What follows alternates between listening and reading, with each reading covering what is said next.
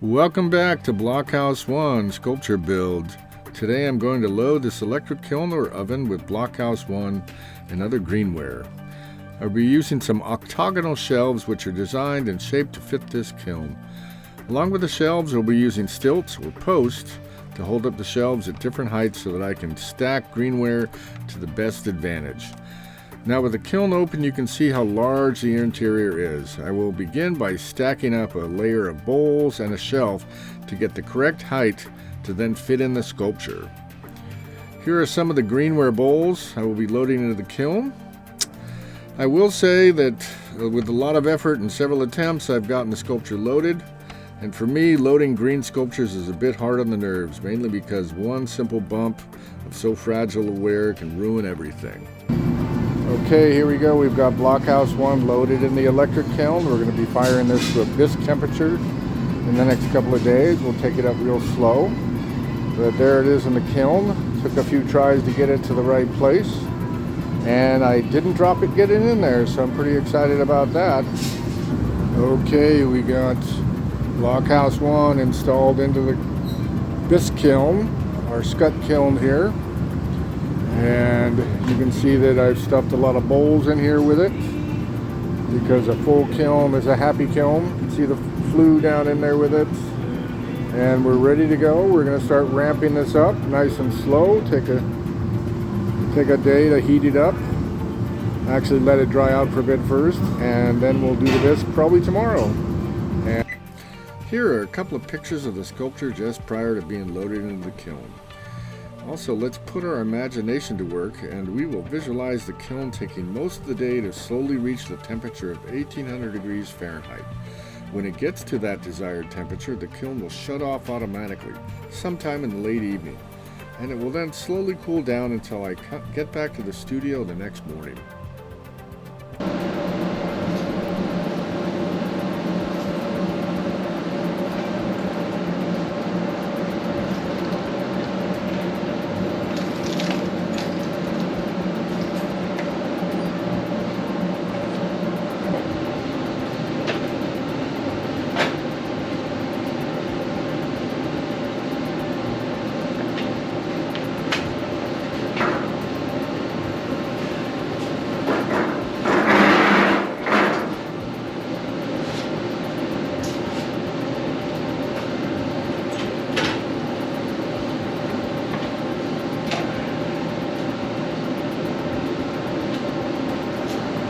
Okay,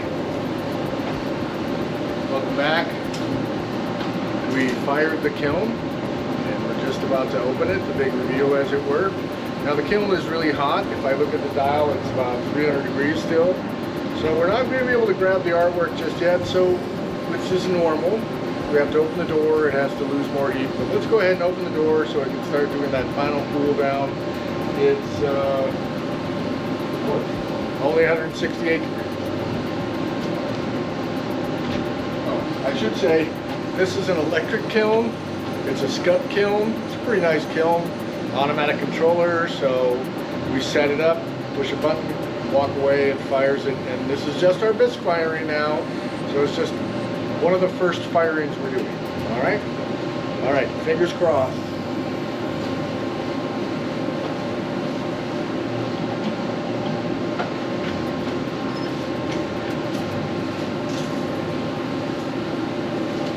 Alright.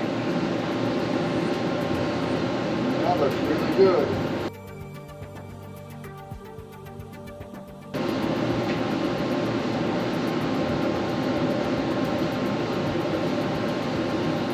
Still quite hot. Still very hot, but looks really good. Alright, so we're going to let this cool down for a while. And we'll come back to it after it's cooled down and we can unload it safely. Right now it's just a little too hot to unload. Certainly the art piece is too hot to unload. And we want it to be cooled down because when we bring it out and set it out here, the art piece, everything else would be fine, but it's still too hot to hold. Anyway, stand by. Okay, while we wait for it to cool down, let's take another quick look inside the kiln. See it from different directions. Check out all the bowls and how they're stacked. It was really nice that I was able to stack these so densely and really utilize this kiln. Little shot here of the back side. You can see we keep a distance from the wall so everything works out.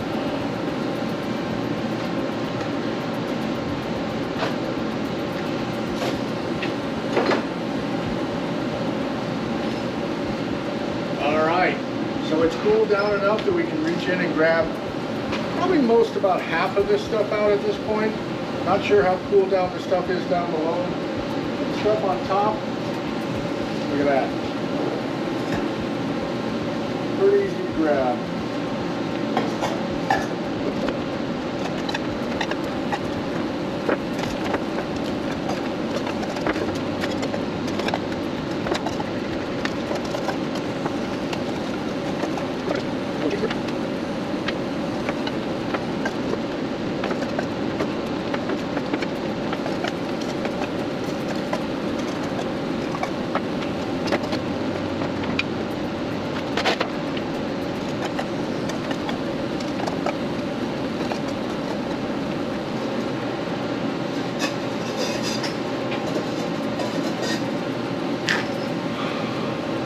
It's like Christmas.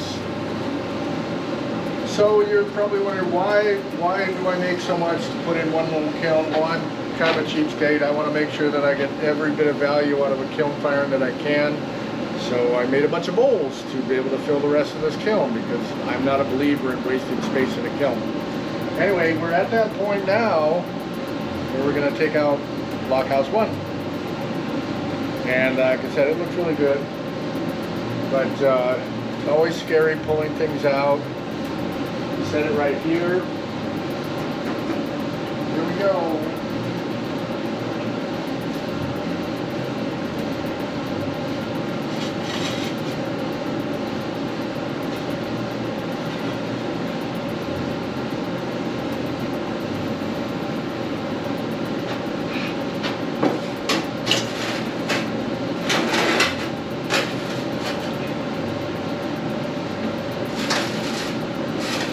Turns out the tile it's sitting on is really hot. This is nice and cool. Which is the actual artwork. I wish I had a spinny.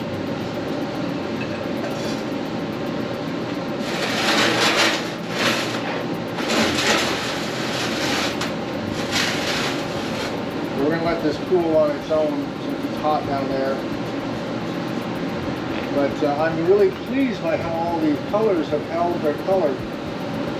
It's going to be interesting to see if they hold with the high fire. So, yeah. Well, I'm going to go ahead and end this pretty much right here. The next thing we're going to be doing for blockhouse is we're going to glaze it and put some color in these other pieces and other places, and then we're going to high fire it. And that will be done in a gas kiln, not this electric kiln. So anyway, I hope you enjoyed this little bit. I've got a lot more bowls to pull out of here yet. I've got to clean the kiln up and get it all ready for someone else who might want to use it. But we've gotten to this point where we've fired blockhouse 1 for the first time. So thanks for joining me.